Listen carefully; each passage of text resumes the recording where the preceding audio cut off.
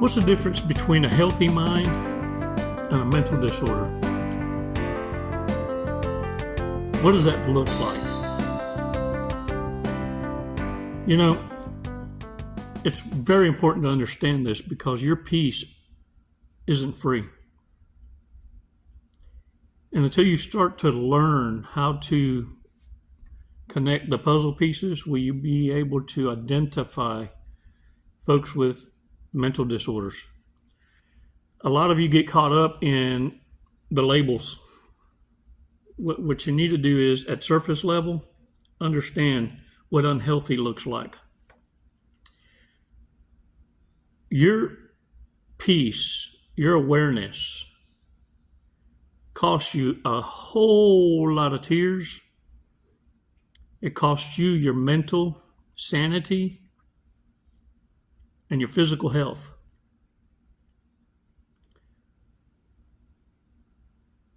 Now it's time for you to do something with this awareness. Do something with it. It's time for you to start living. And first and foremost, I want to congratulate you for passing your boot camp. You ran the race,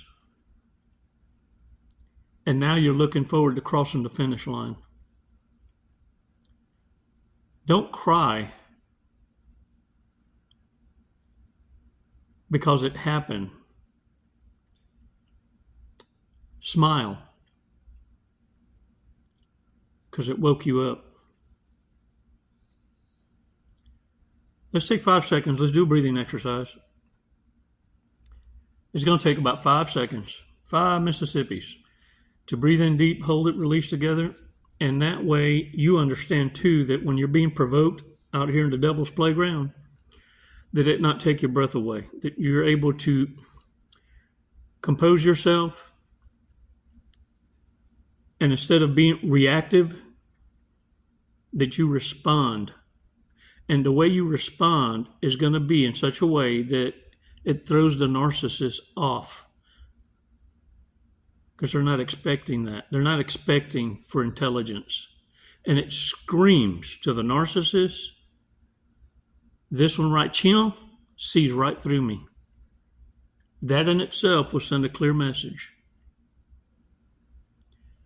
5 seconds, let's do this.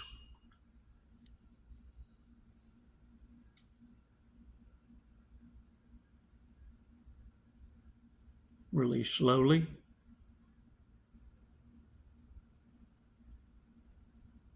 All right, shake it off, shake it off. Ooh, let's take a badass walk on that beach, y'all. Look, so that you understand, with narcissists, they want to disrupt your peace. They want to keep you distractions from your purpose. They want to keep you so busy in solving their problems that it keeps you from being able to build a relationship with our divine creator. Because they know the minute you do, you will become very aware. Because the words in the Bible will become life. In the narcissist world, do you know what envy is? Envy is applause.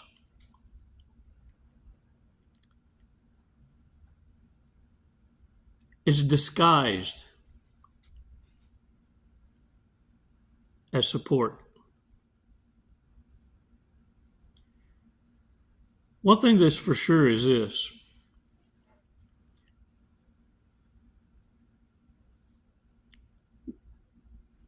Narcissist envy can become very dangerous when you're not giving them the reaction that they're fishing for. And you'll know when you're getting to them. That's about the time that they'll start rage baiting you. They'll start doing it, but with a smile. It kind of almost sounds like, I don't mean to make you angry. I didn't mean to upset you, but they're trying to get a rise out of you. And what reverse narcology does is this. When you don't give them what they're looking for and you do it back with a smile, it leaves an imprint on them, because now everyone that they use this maneuver, this tactic on, if the person smiles at them back, they're going to be triggered to remember how you applied reverse narcology and rendered the narcissist irrelevant. You were unbothered. And you gave hints of, I see right through you. I see the games you play. And you're not falling for it. You will have, without understanding what you have done, you will have protected other warriors that are still walking blindly, that in their nervousness with confrontation, what do? Their default is smiling. And you, without knowing, trigger and imprinted a narcissist to look at that smile of a nervous, naive warrior, unaware. You'll have triggered the narcissist to flee, because in their smile, their default, the narcissist automatically feels, here's another one that sees right through me. Fight or flight kicks in. And let me tell you, all narcissists are cowards. They will see themselves out. You ain't never seen the garbage see itself out ever so quickly. You see, what narcissists don't want you to know is the imprint you leave on the narcissist, they can't ever run from. It's forever. Forever, ever, ever, ever, ever. Sure enough. What the narcissist caused you in trauma, you can heal from. Because you fully understand that what you don't change, you chose. And when you choose to let it go, it's an ego death to the narcissist, because at that moment, a strange feeling overcomes them. And they realize, with realize ojos, that their real lies aren't working anymore. This is why I celebrate you taking a stand.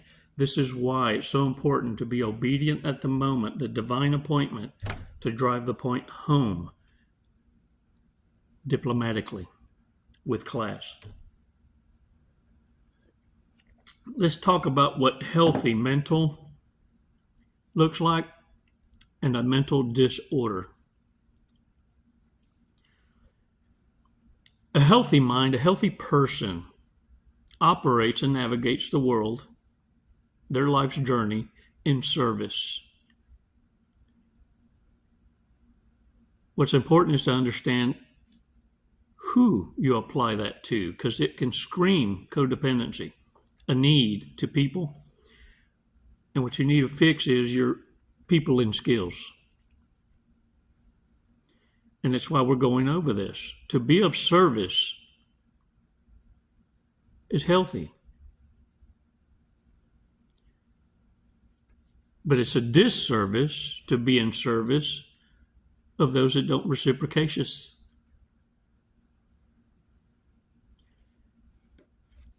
Toxic mental disorders operate this way. They're looking to be served.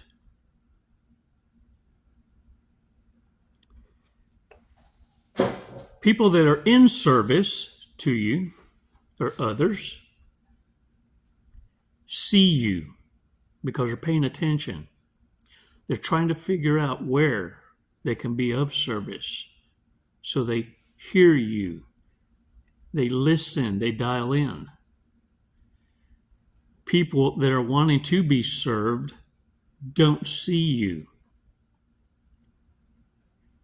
All they see is what's in it for me or we, because you have no idea which personality you're communicating with. Oh, they sporting many. And the thing is, a major red flag of narcissists is that need to be served, but without reciprocations. I've always said, narcissists, sociopaths, psychopaths, it doesn't matter the level of the devil. And I'll be honest with you, they all have this same trait of needing to be served.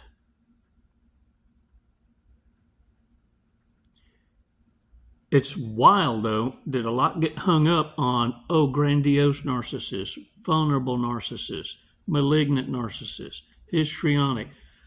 Let me tell you something. In the lifespan of the narcissist, as they start to age, they will, like chameleons, go into all the different levels. Some of y'all have experienced this within 1 hour or a day. But make no mistake, grandiosity exposes itself. It's easily identifiable. It doesn't hide. It's proud. But as they begin to lose their stride, they go into vulnerable narcissism. Save me. I'm a victim. The world is against me. I'm being punished. I'm an outcast. No one catches me a break. The malignant narcissist, now that's the dangerous one. Yeah, see, that one works in the shadows, setting up, falls, and boy, they get a rise out of your pain and hurt. But if it's not happening enough, they'll set up your downfall and be there to act like they're going to be your savior.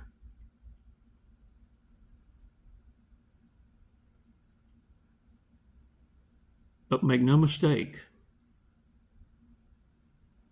every narcissist, sociopath, psychopath, at the end of the day, is very destructive. The thing is that all of them have in common is their financial illiteracy. They're consumed with materialism. If you don't believe me, look at who carries the majority of the debt around the world. And it's going to be narcissists. I venture to say they carry 3/4 of the world debt.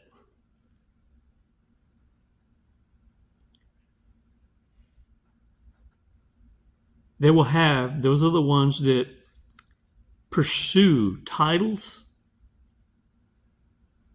with no meaning, no responsibility, because they're not thinking on simple application. I'll give you an example. Having degrees in underwater basket weaving, just to be able to say they have a degree.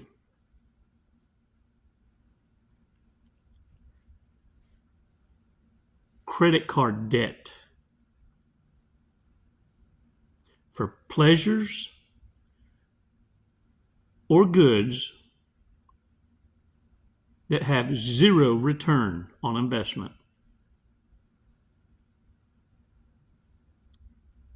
Subprime loans, because of their financial illiteracy, they have a horrible credit score. But they got to keep up with the trends. And it leads to irresponsible spending. And it's why many of you get the Hoover. It's not because they miss you. It's not because they changed. It's because they need to subsidize a lifestyle. What they're looking for is a co-sponsor. And I can tell you right now, look around you. If you're watching this in a mixed audience, look around you, because right now I'm triggering narcissists. I venture to say most already saw themselves out, because it makes them very uncomfortable and they're self-convicting right now. You'll know, because they're going to be argumentative, because they're in denial. One thing they all have in common is this: they have no self-awareness. And when they are convicted of their guilty pleasures, they immediately go into insults. They become the greatest critics. Because let me tell you, it's like kryptonite. The truth hurts. And that's why they're not able to have conversations with substance, because they don't want to have to change their behaviors and yet demand a lifestyle, because they deserve it.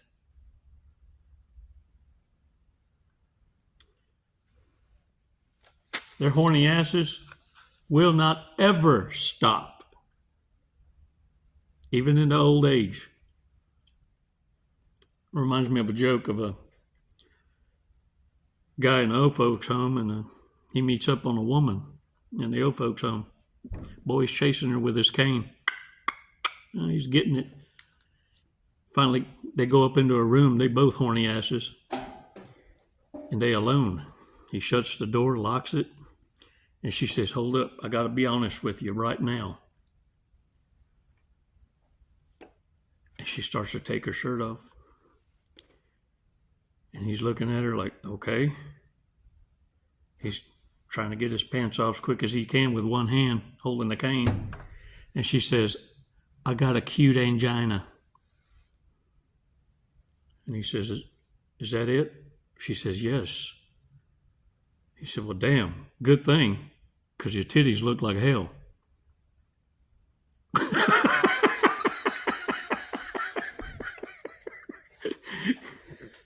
Look, shut up, stop laughing. And look, I'm going to tell you something before I let you go. Stop lying to yourself and thinking that you can heal surrounded by the same people or places that hurt you. That's like thinking that you can go to the same dealer and buy bullets and then at the same moment buy the Band-Aids. It's just never going to happen. You don't owe the past a single thing. Leaving the past is the most gangsta thing you could ever do. And the thing is, you're not walking away because you're scared. It's a position of strength. You're not walking away because you're trying to teach stupidity, a dumbass with a crown. You're not trying to leave to teach them anything. They're unteachable. You're leaving because you learned your lesson.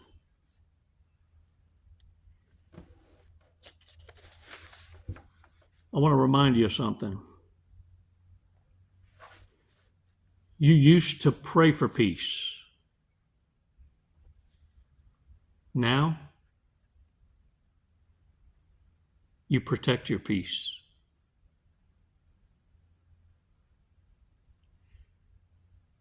This is why I say I'm proud of you. You passed your boot camp.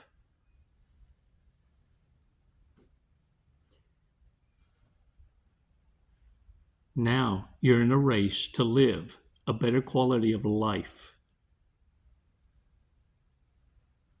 This is why your smile imprints the narcissist to understand fully. You see right through them. And not only your smile will crush them and give them the ego death, it'll make them so nervous to see anyone else smile at them that they will no longer test you with a smile test because they fear it now. Who's traumatized now?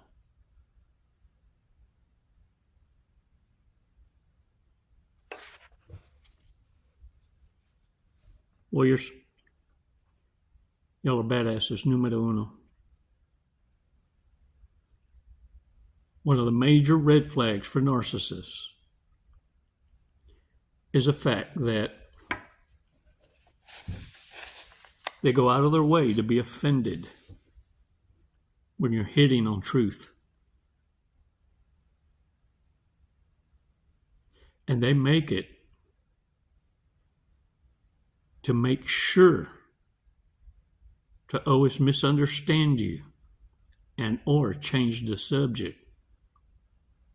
Squirrel, squirrel.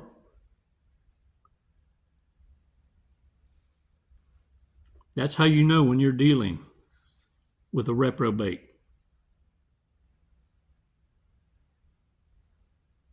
Now you know what a balanced mind and how it operates to be in service.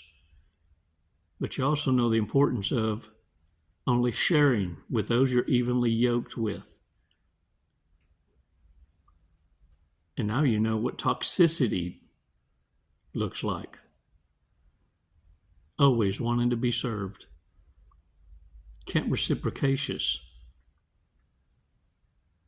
It's laughable how they want to support you, manage your life, and they can't even wipe their own ass.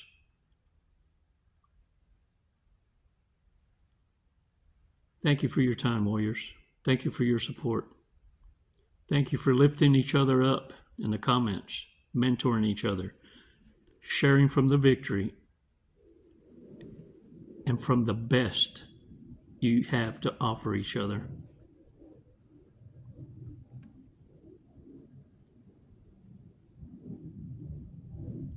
I pray you continue to be protected and that when you're ready, you become the protectors.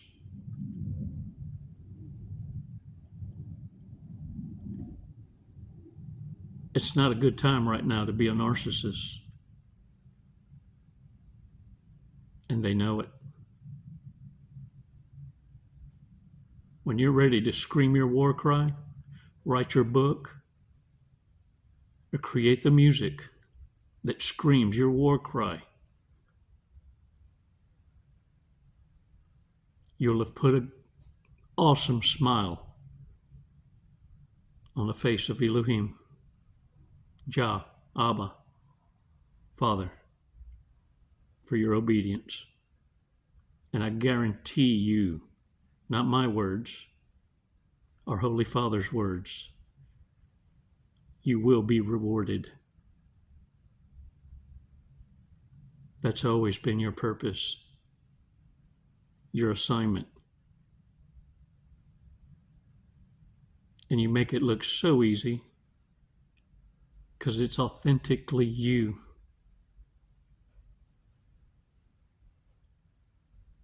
It's never goodbye. It's always until next time. Namaste, warriors.